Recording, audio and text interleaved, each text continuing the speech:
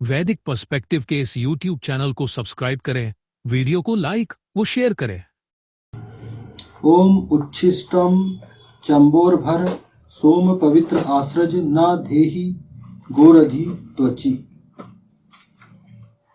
अवशिष्ट को चमुओं से भरो, सोम को छनने में पवित्र में रखो, भली भांति सृजन करो, रख दो गो त्वचा पर। ये ऋग्वेद के प्रथम मंडल के 28वें सूक्त का 9वां मंत्र लिया जा रहा है यहाँ पर। इन समाज में क्या है, जो दुष्ट प्रवृत्ति है, ओछी मानसिकता, वो क्या है, इन चीजों को बलात्कार, जबरदस्ती, जोर जबरदस्ती इनसे प्राप्त करना चाहते हैं। तो उनके लिए समाज में नियम बने, ऐसे लोगों को कठोर रूप से दंडित किया जाता है, क्योंकि समाज एक्सेप्ट नहीं करता ना इन चीजों को। ये भावना हमारे अंदर होनी चाहिए, पवित्रता की भावना होनी चाहिए। अब एक छोटी सी बात करें, जब पति पत्नी पर बात की गई है यहाँ पर, तो आप देखो जब उनका प्रथम मिलन होता है, पति पत्नी पति विवाह होता है, पहली बार वो लोग मिलते हैं, तो आप देखिए उनके कमरे में बड़ा फूलों से सजाएंगे, बहुत अच्छे खुशबू दार चीजें रहेंगी, ऐसे अच्छे फूल रहेंगे, वहाँ अच्छा कमरा सजा हुआ रहेगा। आप देखेंगे कि कुछ औषधियां जैसी चीजें वहां पर रखा जाता है, जैसे दूध रखा जाएगा, है ना, बहुत ही औषधि के रूप में कि आप इसका पान करिए, पान रखा जाएगा, मिष्ठान रखा जाएगा। क्यों? क्योंकि ये इसी का एक अंग है कि आपके जीवन में मधुरता बनी रहे, आप अपने नए जीवन की शुरुआत मीठी मधुर चीजों का सेवन करके करिए। तो ये कहीं ना कहीं एक सांकेतिक रूप से ये व्यवस्था भी हमारी संस्कृति में है।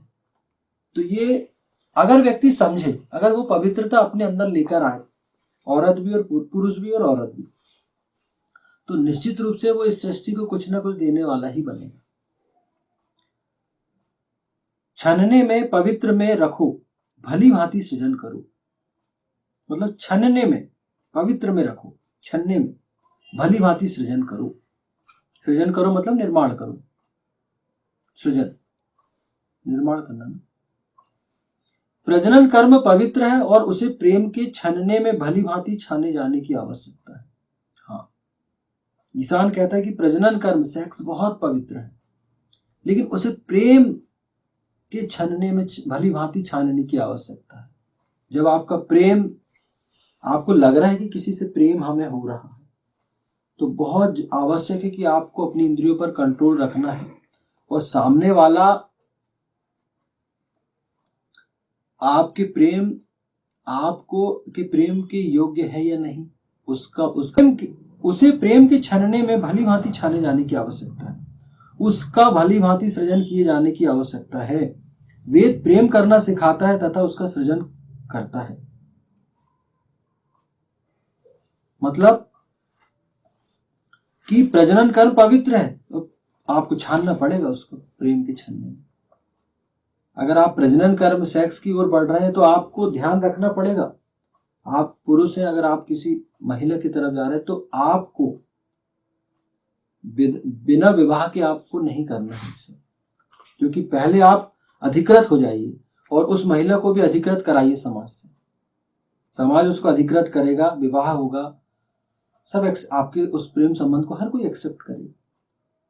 और प्रेम का जो छन्ना होता है, उसमें आपको साबित करना पड़ेगा कि आप उससे प्रेम करते हैं, और आप उसे वह सम्मान देंगे, वह मान सम्मान, उस इज्जत, वो सब कुछ आप उसे देंगे जो एक महिला या एक लड़की चाहती है अपने जीवन में। आप उसे पत्नी का दर्जा देंगे, ताकि समाज में उसको नए रिश्ते मिल सके, समाज उसको एक्सेप्ट कर सके। ये बहुत अधिक आवश्यक है। क्यों? क्योंकि उसका भली भांति सृजन किए जाने की आवश्यकता है। मतलब जब आपका प्रेम छना हुआ होगा, पवित्र होगा, जब आप उसके ध्यान रखेंगे कि उसके मान सम्मान का, उसके सतीत्व का, उसके पातिव्रत्य का, जब आप उसकी रक्षा करने में सक्षम होंगे, तो वो सृजन करने के लिए उपयुक्त हो जाएगी ना। फिर सृष्टि का सृजन होगा, फिर आपके जीवन में संतान की प्राप्ति होगी, तो फिर आप दोनों मिलकर उस संतान का निर्माण करेंगे। तो यहां ईशान बहुत गहरी बात कहता है। प्रेम होने पर, प्रेम करने पर मनुष्य का कोई नियंत्रण नहीं रहता। हाँ, ये सत्य है कि यदि प्रेम हो रहा है तो प्रेम करने अथवा होने पर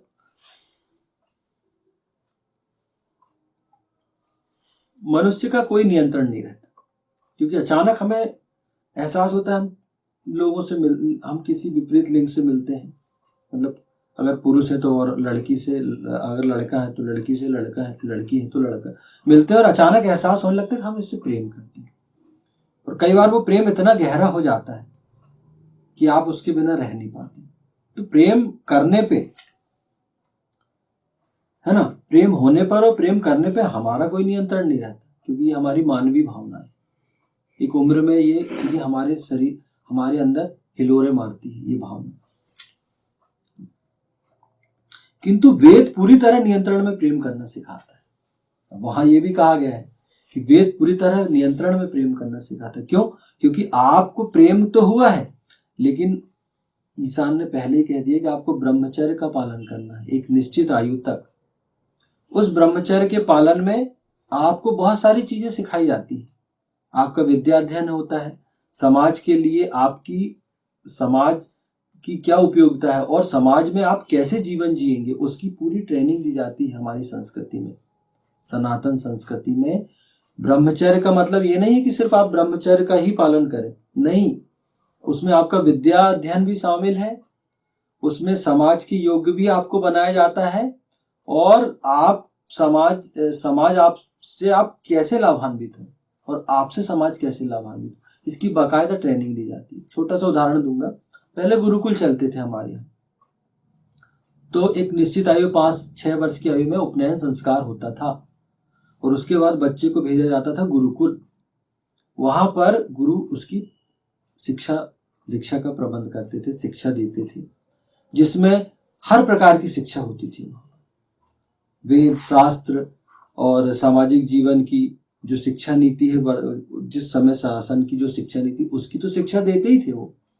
उसके अलावा लोगों को वो ये सिखाते थे कि समाज में कैसे व्यवहार करना है। वहां राजा हो, रंक हो, अमीर हो, गरीब हो, सब एक सी वेशभूषा में रहते थे, एक साथ रहते थे, एक ही भोजन करते थे, सबके लिए अनुशासन था, टाइम टेबल था, सब उसका पालन करते थे। अब एक छोटी सी बात बोलूंगा फिर आगे बढ़ूंगा कि पहले क्या होता था।